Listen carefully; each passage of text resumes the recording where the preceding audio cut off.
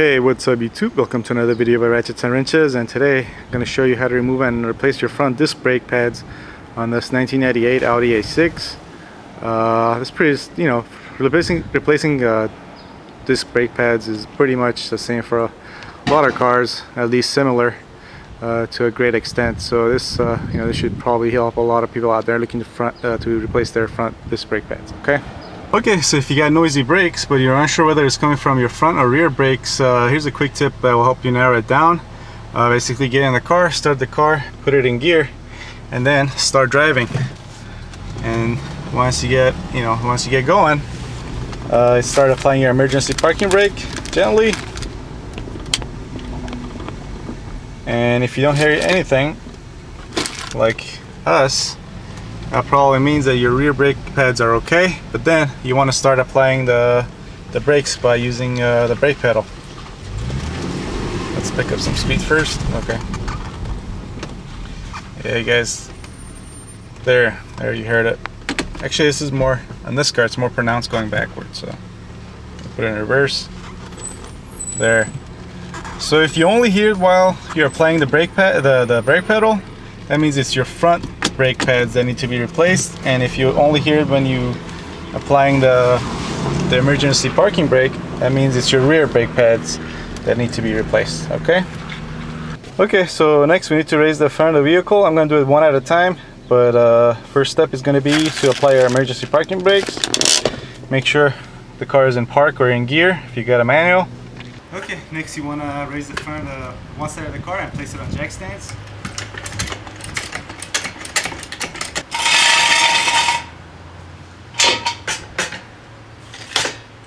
Okay, very important you do this on level ground.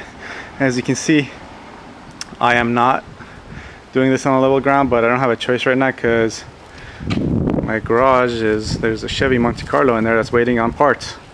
I don't have that luxury right now, but I'm gonna take off the wheel. I'm gonna place the wheel under the car. I'm gonna keep the jack stand obviously underneath, and I'm also gonna keep the jack underneath there. So I'm gonna have three points of support. Okay, but you want to make sure you do this on level ground. Okay, next we're going to remove these caps and lug nuts and remove this wheel.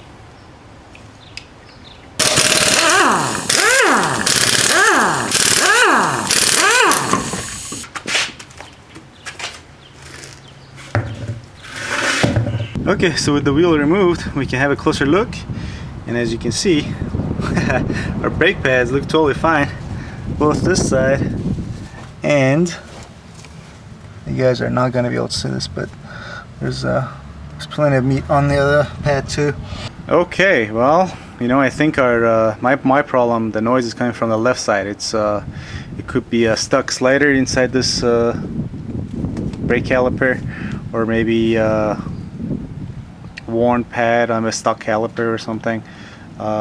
But I already got this car on jack stands on this side, and I can't really get the other side on jack stands without putting everything back on this side. So I'm just gonna stick to, for this video, I'm just gonna show you how to replace the brake pad on this side, and then that should be enough if you're replacing your front disc brake pads. But I'll include pictures and maybe a small video after I do this side and turn it around and do the other side if anything stands out on the other side, which I'm sure it will probably. Okay, so what we're gonna do next is actually remove this clip. We're just gonna pull on this and it should come off. There's one side.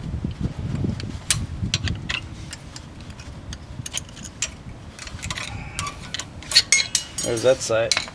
Okay, so as you saw earlier, this guy doesn't have severely worn brake pads, so but if you're working on a car that has the brake pads are really worn, what you want to do is, actually you want to do this anyway. What you want to do is get a screwdriver or a strong pry bar in here, and then you want to push the rotor towards the piston that's inside the caliper. The piston is back here, so you want to pull it this way, so that way you push the rotor and the rear brake pad on the piston inside the caliper, and you push that in. Okay.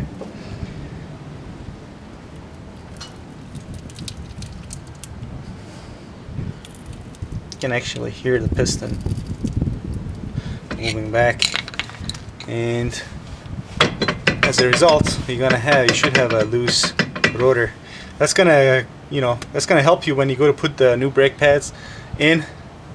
It's going to help you fit it on this area. You might still have to push that back with the C-clamp, the piston inside the caliper with the C-clamp to create enough space for the new pads, since they got more meat on them. But this should help you greatly. Okay, you know what? Before you use a screwdriver to press in your rotors, it's a good idea to siphon out some brake fluid, since, you know, some if you press that all the way in, some of this is gonna overflow and then it's gonna get all over the place. Also, this is brake fluid is very corrosive, so if you get it on your car paint and stuff, it's gonna ruin your paint on your car. Okay, so what you want to do is basically remove the cap on your brake reservoir. Also on the cap, it's going to tell you what kind of brake fluid you can use, and you definitely want to stick to, you know, using exactly that brake fluid, you know. And then it's going to be, usually there's a plastic screen that goes in here. You want to remove that. Then what I like to use is these turkey baster things. These are like $3. You just put it in, and you know, just sucks out some of the fluid. And you want to have a container here, and put that fluid in the container.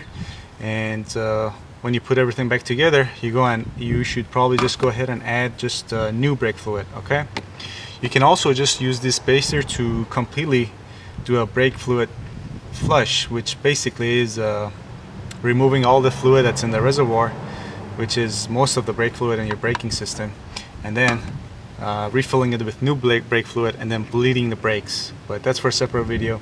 The bleeding is for a separate video. But if you got the brake fluid for this for your car, go ahead and get all this out and then put the new brake fluid in there. Before we actually remove this caliper, there's a couple of connectors that we're going to get out of the way. The first one is going to be this one, and we get that out of this bracket. This is for your ABS sensor, and also this guy right here, which is for your I think it's a sensor for your brake wear. So, and I think this should come out this way.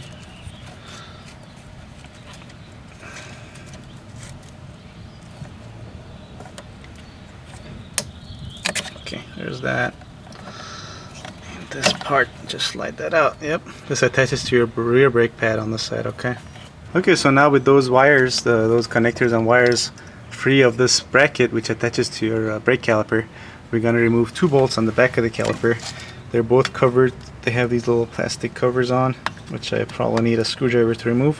One up top here, and then there's another one just like this. Actually, I don't need a screwdriver for this. Hold on. Come on. There we go. So this one's actually, looks like it's got some dried up anti-seize on it. So yeah, we're gonna remove these bolts, and this one on top, and another one just like it on the lower side, and then take this caliper off. Okay, and you got to be ready, because you don't want this caliper to be dangling down.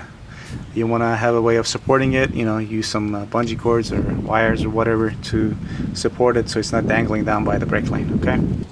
Okay, so we're gonna start with the lower bolt, and this is gonna require a 7mm hex bit socket. Okay.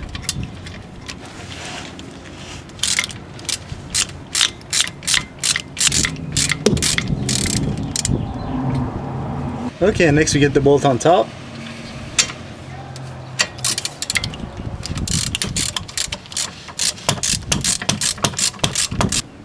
Okay, now we're ready to pull this off, and make sure you get your support system ready. Okay. There we go. This rear brake pad came out with it. Get that out.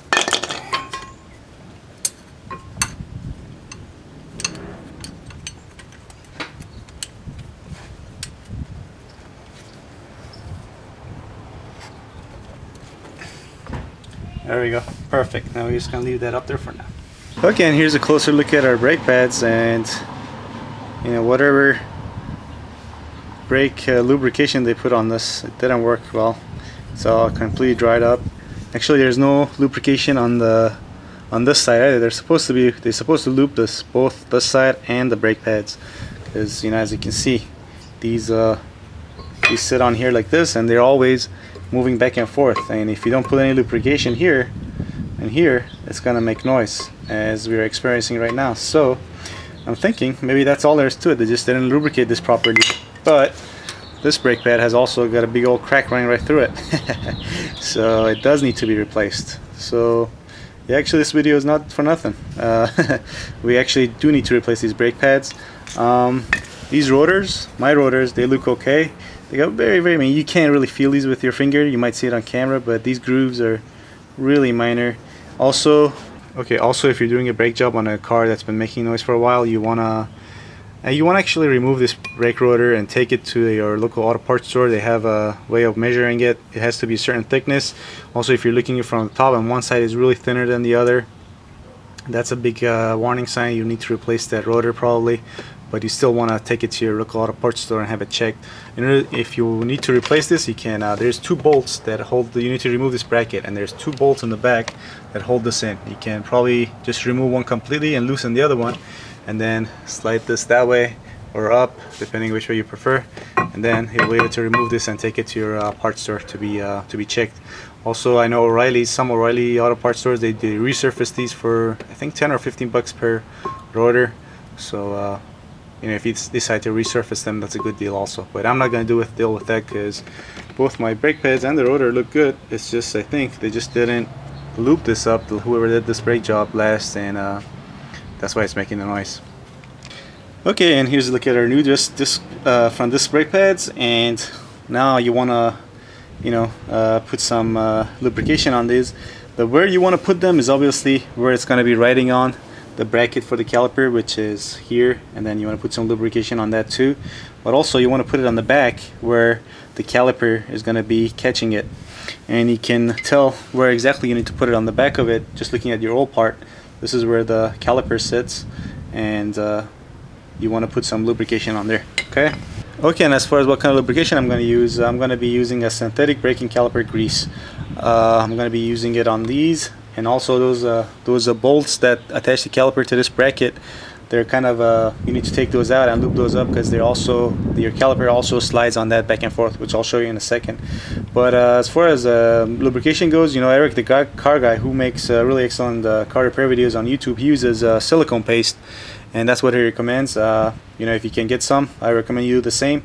We're here in Southern California. We don't really deal with a lot of rain and snow and ice and whatnot, so we probably can get away with more.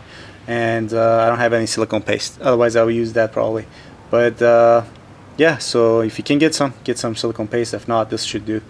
Okay, there's that. Make sure you don't get any on the surface of your brake pad, obviously. Okay, and as far as where to put it on this one is, just look at the other one. The piston inside your caliper rests around this, so you want to loop that up around this.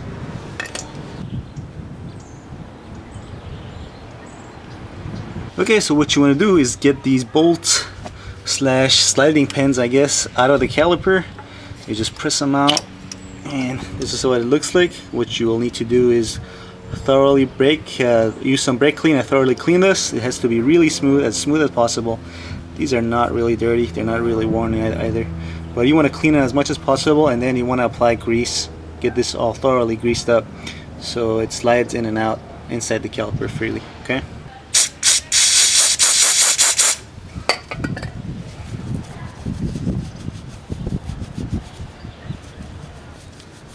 if there's any imperfections or excessive wear or edges and whatnot on this, you can always use like 400 grit sandpaper, maybe even lighter, like 320 grit sandpaper, and sand this down, get it smooth, because it will help with the noise issue. Okay, also while you're at it, you want to clean your brake rotor with some brake clean, and also this bracket, where your brake pads are going to sit. Make sure those are nice and smooth and clean.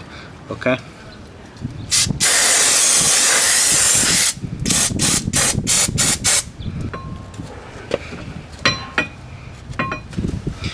Okay, next we apply some of our grease to this, and okay, next we'll just slide it in the caliper. Alright, make sure it can move freely inside there. Okay, and obviously you want to do the same thing for this other bolt here. You want to press that out. Okay, actually on this one, this is pretty stubborn dried up grease on here, so I actually do have to use some sandpaper.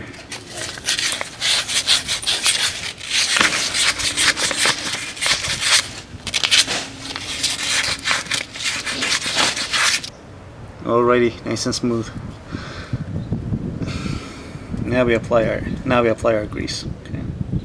Okay, also don't forget to grease up where your brake pads are going to be sitting on this bracket. Okay, make sure you do both sides and you don't get any on the rotor. I mean, your car is still going to break if you get some on the rotor because eventually it will wear off, but still. Okay, and while we're at it, get some grease on this the piston inside the caliper. Okay, why not? It will can't hurt, won't hurt, just help with the noise.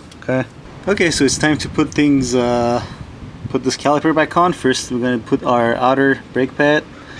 I'm going to put it right in there. Make sure our rotor is centered as much as possible. And this should snap into place. There we go. Okay, so it turns out I didn't push that piston further enough back. So this is what you need to do if you need to push that piston back in. You get a C-clamp here. You put the brake pad on here that goes on the piston, and you get this side on this side and this on the back side. Make sure you rest this against the caliper, not any connectors, not any brake lines, nothing like that. And then basically you just twist this in, and this will push that piston back in, making sure you already siphoned out some of the brake fluid. Okay, because the further you push this back in, the more fluid is going to go back into the fluid reservoir, and you don't want to overflow that. Okay, also make sure you press the bolts back out so it doesn't interfere with anything. Okay, and now it should go on without a problem.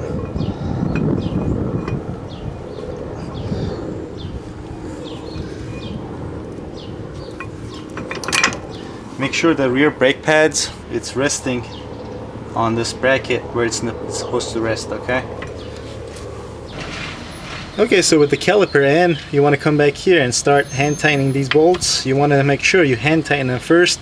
You get the threads going, and these should be easy to turn. You know, if you need to apply, you're applying a lot of pressure, you're doing it wrong, and you need to back out and do it again. You want to just get one started and then go to do the other side, so that way you need to move it around and wiggle it around, you won't have a problem. Okay, then you can torque them down. I don't know the torque spec for this, but it is not going to require a lot of torque.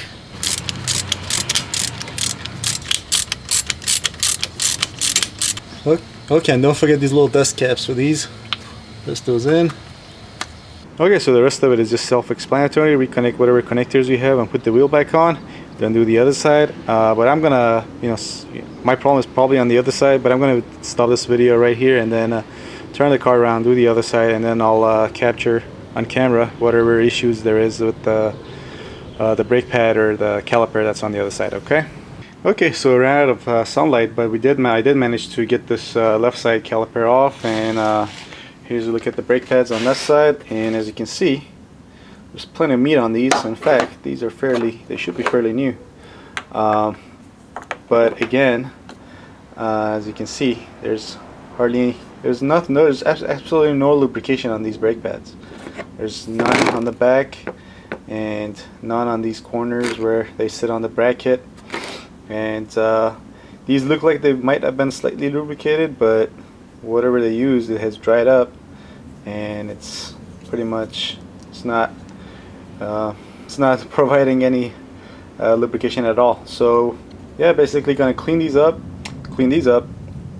use sandpaper if I have to, grease them up, put them back in there in the caliper, then get our new brake pads and lube up around where the piston hits it, and also here, and again these edges where they sit on the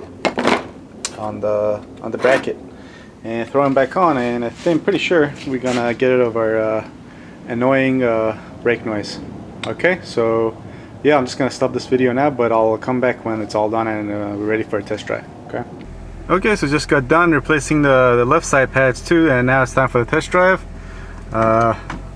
It's kind of dark out here. I don't know how much you guys are going to be able to see, but it's all more about hearing anyway. So okay, so we got, here we go. Yep, hardly anything in drive, and as you remember, this was more pronounced in reverse, so it's gonna put it in reverse and go back. Yep, hardly anything in reverse too. So you know, sometimes actually whenever you replace your pads, it might take a day or two for everything to settle in and be as smooth as it should be. But so you want to keep that in mind. If you start hearing a little bit of noise, there's my neighbor, you know, don't think you did something wrong. Keep driving it for a couple of days and it probably usually goes away if you did everything right and you greased everything up and all that good stuff. Okay, so with that said, it's gonna be my video on how to replace your front disc brake pads, and if you like the video, please give it a thumbs up, and if you have any comment suggestions, please leave them below, and I'll see you next time. Thanks for watching.